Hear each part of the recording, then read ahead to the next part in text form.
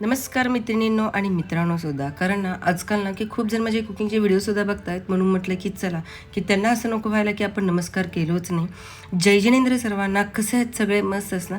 चला आज ना आपण किचनमध्ये एक साधी भाजी नाही आहे, तर ती एक खास मसाला भेंडी आज बनवणार आहोत. आता भेंडी म्हटलं की कुणाला आवडतं तर कुणाला चालतंही आणि एकेकांना तर अजिबात आवडत नाही. पण आजची भेंडी ही अशी आहे की न आवडणारे सुद्धा म्हणतील वा अजून थोडंसं दे ना गं, असं म्हणणारच आहे. त्यामुळे आपल्याला काय करायचं आहे, मी पहिल्यांदा काय केलं, भेंडी छान धुवून घेतलेली होती, कोरडं करून घ्यायचं आहे. कारण काय असतं, भेंडी आणि आपला ओलसरपणा यांची मैत्री ना की फार काळ टिकत नाही. सो त्यासाठी आपल्याला कोरडं करून घ्यायचं आहे. आणि आपण भेंडी असं लांबडं असं आपण कापून घ्यायचं आहे किंवा चिरूनसुद्धा घ्या. जसं कापाल ना तशी ती भाजी खुलते, हे लक्षात नक्की ठेवायचं आहे. तर नंतर ना त्याला मी थोडंसं ह्याच्यामध्ये हळद घातलेलं आहे, धनेपूड घातलेलं आहे, थोडंसं चटणी घालायचं आहे आणि थोडंसं वर बेसन पीठ टाकून नक्की छान त्याला नक्की भाजून घ्यायचं आहे. भाजून म्हणजे काय, तर शॅलो फ्राय करून घ्यायचं आहे. म्हणजे थोडासा कुरकुरीतपणा होतो, जास्त नाही होत आहे, बट थोडासा कुरकुरीतपणा होतो. आणि दुसरी गोष्ट म्हणजे कसं असतं की खूप पण भाजायचं नाही आहे, कारण खूप भाजलं की नंतर ना काय होतं की त्याचा कुरकुरीतपणाही निघून जातो आणि आपल्याला ना की फक्त शॅलो फ्राय करून घ्यायचं आहे. सो चला हे पटकन करून घेते. सगळं भेंडी एकत्र करून घ्यायचं आहे. ब्राऊन कलरसुद्धा होऊ नाही दिला तरी काही हरकत नाही आहे. फक्त एक 4 ते 5 मिनटं आपल्याला इथं फ्राय करून घ्यायचे आहेत, म्हणजे शॅलो फ्राय. थोडंसं हलवायचं आहे आणि मग नंतर परतलं की मग एका साईडला ठेवून द्यायचं. चला आता गंमत काय झाली ते नक्की सांगते. हॅलो, मध्येच आपल्या आयफोनची बॅटरी लो झाली, त्यामुळे मोबाईल स्विच ऑफ झाला. सो मग मी तोपर्यंत विचार केला की भाकरी करायचं. त्यामुळे मग मी आता भाकरी करून घेतलेली आहे. आणि ह्याच आपण तव्यामध्ये आता इथे मी इकडे भेंडी अशी ठेवलेली आहे ना, तर ह्याच तव्यामध्ये आता आपण थोडंसं भेंडीसुद्धा फ्राय करून घेऊ. आणि म्हणजे मग आपल्याला इकडे फोडणी देऊ आणि तेच भेंडी फ्राय केलेलं आपण ह्यामध्ये टाकून देऊ. ओके, चला आता भाकरी पण तयार आहे. त्यामुळे मसाला भेंडी आणि भाकरी एक नंबर लागते.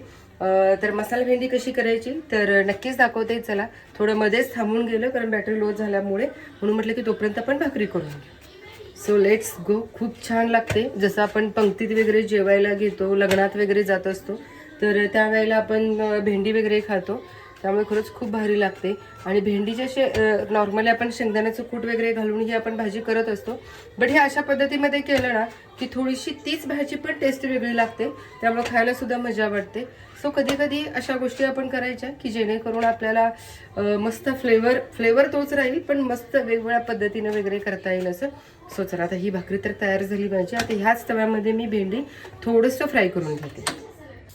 हिरवी आणि ताजीतवाणी आणि थोडी नखरेवाली आपली भेंडी ना की खरंच थोडंसं फ्राय करायला ठेवून दिलं, कारण भाकरी केलेलं होतं, तो तवा गरमच होता. म्हटलं की थोडंच चला अजून त्याला आपण थोडंसं भाजून घेऊ. तर इकडच्या कढईमध्ये मी काय घेतलं की ज्या कढईमध्ये मी इथं फ्राय करून घेतलेला होता ना, म्हटलं डबल भांडी कशाला, आपण त्याच भांडीमध्ये करू म्हटलं. त्यामुळे थोडंसं तेल टाकलं आहे ह्यामध्ये. तेल टाकलं की आपण त्यामध्ये, आता हे ऑप्शनल आहे, कोणाला टाकायचं असेल तर टाकू शकता, नसेल तर नाही आहे.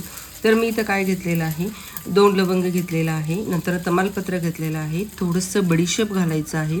बडीशेप ऑप्शनल नाही आहे, त्यामुळे बडीशेप तुम्ही नक्की घाला, कारण त्याच्यानं टेस्ट खरंच खूप छान येते. थोडंसं जिरे घाला. आणि मी एक ना की दालचिनीचा तुकडा छोटासा टाकलेला आहे.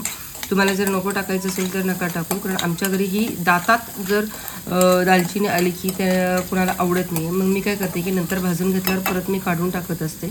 आणि नंतर ना त्यामध्ये लसूण टाकायचं आहे.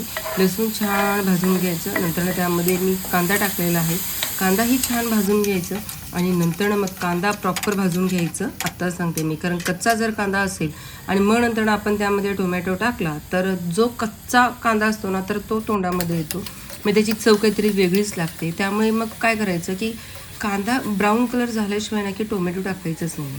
मग नंतर टोमॅटो टाकायचं आणि मग नंतर मस्त असं त्याला शिजवून घ्यायचं आहे. मी आता इथं बघताय तुम्ही दालचिनीचा तुकडा काढून टाकलेला आहे. मस्त असं शिजलं की त्यामध्ये मी इथं घातलेलं आहे चटणी, धणे पावडर टाकलेला आहे, गरम मसाला टाकायचा आहे इथं, आणि कश्मीरी रेड पावडर असतं ना, बॅडगी मिरची आपण म्हणतो त्याला, तर ते सुद्धा कलरसाठी आपण टाकू शकतो. थोडंसं बेसन पीठ ह्यामध्ये टाकू शकतो आपण. सो मस्त असं त्याला भाजून घ्यायचं आहे. आणि नंतर इथं घेतलेलं आहे मी 3 ते 4 टीस्पून आपल्याला इथं दही घेतलेलं आहे. दही शिळं नको, ताजंच दही घ्या. गॅस हवं तर बंद करा, नसेल तर बारीकसुद्धा केला तरी चालेल, कारण दही फुटतं. नसेल जर रिस्क वाटत असेल तर गॅस बंद करा, मग त्याच्यामध्ये दही टाका, थोडंसं आपल्याला ते हलवून घ्या, कारण मग एकत्र मिक्स असं करून घ्या. मग नंतर ना गॅस जर परत लावला तरी काही हरकत नाही आहे, नसेल तर बारीक केलं तरी होईल, पण फक्त दही फुटता कामा नये. एक मी थोडासाच पाणीसुद्धा ह्यामध्ये टाकलेलं आहे. सो मस्त असं तयार झालेलं आहे. आणि जी आपली भेंडी जे फ्राय झालेली होती ना, मस्त ताजी अशी भेंडी, तर हे परत ह्यामध्ये आपल्याला भाजीत टाकून द्यायचं आहे. मस्त असा आपला मसाला भेंडी तयार झालेला आहे. ही रेसिपी कशी वाटली नक्कीच मला कमेंट करून सांगायचं आहे. आणि आवडल्यास लाईक करा, शेअर करा आणि सबस्क्राईब करायला विसरू नका. वा, हे सगळं एकत्र आलं ना तर भेंडी नक्कीच बनणार आहे. आज मी झक्कास लागणार आहे. ही आपली भाजी भाकरीसोबत खा, चपातीसोबत खा, खरंच खूपच छान लागते. आणि थांबा, जर ही भेंडी पाहून तुमच्या पोटाला जर घंटी वाजली असेल तर नक्कीच कमेंटमध्ये लिहा आपलं भेंडी प्रेमी म्हणून. आणि आपल्या चॅनेलला लाईक करा, शेअर करा आणि सबस्क्राईब करायला विसरू नका.